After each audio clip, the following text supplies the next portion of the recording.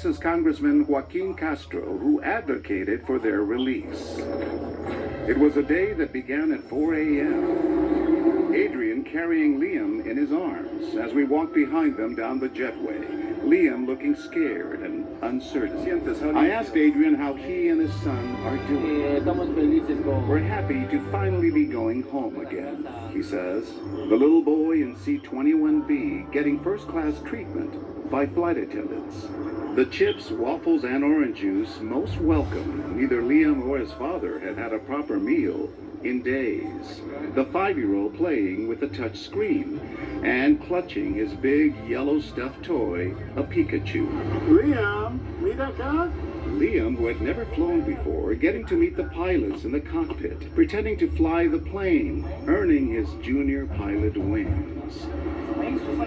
The 3-hour flight, just a normal journey for most of us, but for this father and son, it was the end of a 12-day ordeal. Who can forget the image seen around the world? Little Liam standing outside his home in his Spider-Man backpack and his blue bunny hat with ears. An ICE agent holding him by that backpack. That hat later lost. Witnesses watching as ICE agents detained his dad. The Department of Homeland Security responding, saying ICE did not target or arrest a child, claiming that agents went to arrest the father. He fled on foot, abandoning his child. For the child's safety, one of our ICE officers remained, and the father told officers he wanted the child to remain with him. But Adrian says he didn't run, but was walking a few feet ahead of Liam so that he could alert people in the house to what was happening. I would never abandon my son, he tells me. While in detention, Adrian says Liam suffered from stomach aches and vomiting, but that no medication was provided. He says his son also had nightmares and would wake up asking, "Are the police coming back to get us?" The father's message to DHS and President Trump: rule with compassion, he says. Have a heart, especially when it comes to children.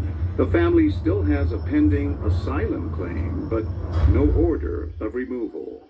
Liam arriving in Minnesota, smiling and with a new blue bunny hat, just like the one that was lost. Tonight in Minneapolis, it's a family reunited. Before we parted ways, little Liam told me he looks forward to going back to his pre-kindergarten class. But before that, Lindsay, he says he just wants some pizza. Lindsay? With a child's heart, John, thank you. Officials are reviewing videos of violent clashes involving federal agents in Minnesota. Let's get right to ABC's Ike Ejiochi in Minneapolis again tonight. Ike, what's the latest? Lindsay, it's been just a week since the death of Alex Preddy, and tonight, officials are reviewing more violent encounters with federal officials. Yep. I want you to take a look at this dash cam video. It's from Thursday, and it was obtained by NPR News. It captures officers with guns drawn, pulling over a driver just south of Minneapolis, forcing a woman out of her car before detaining her. The St. Peter, Minnesota Police Department later helped that woman get home after agents dropped her off at the station. DHS says she was disrupting an operation. And earlier today, federal agents detaining a man in a Minneapolis city park. The agents deploying pepper spray as bystanders confront them. The man bleeding from the mouth, telling them his stomach hurt. It's unclear why he was arrested. An eyewitness describing the man as a neighbor. ABC News reached out to DHS, and we've yet to hear back.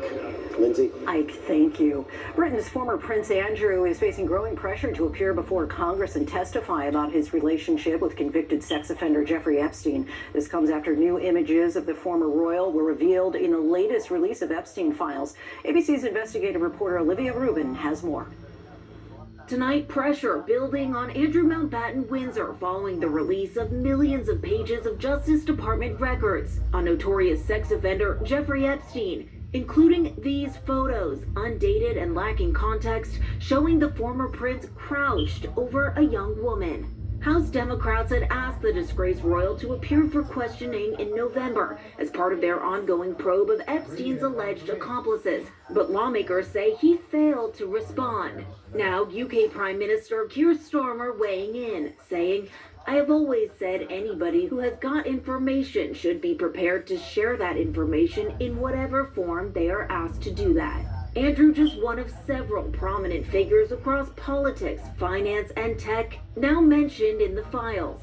The DOJ withholding more than 3 million additional pages of material for various reasons. We're waiting for a judge to say we're allowed to release because of a protective order. But this review is over. But Representative Ro Khanna pushing for more. This is the most documents that we have seen released so far in history, but it is not good enough. Mountbatten Windsor faced allegations of abuse from one of Epstein's most vocal accuser, Virginia Giuffre. She claimed Epstein trafficked her to Andrew and that he sexually abused her when she was under 18. He knows exactly what he's done, and I hope he comes clean about it. Giuffre died by suicide last year. Now, stunning new allegations. A second woman reportedly claiming she was trafficked to Andrew by Epstein. Her attorney telling the BBC the encounter allegedly occurred at the former prince's residence, Royal Lodge, in 2010. The woman was in her 20s at the time.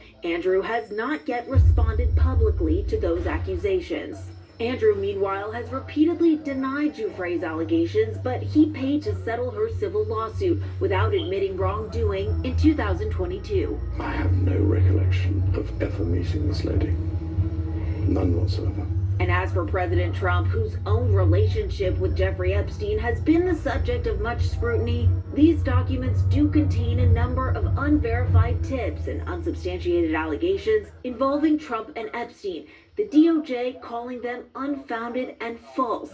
Trump now responding for the first time. I was told by some very important people that not only does it absolve me, it's the opposite of what people were hoping. And Lindsay, ABC News has reached out to representatives for the former prince, but has not heard back, and still no word from his royal family over at Buckingham Palace. Lindsay. Olivia, thank you. Now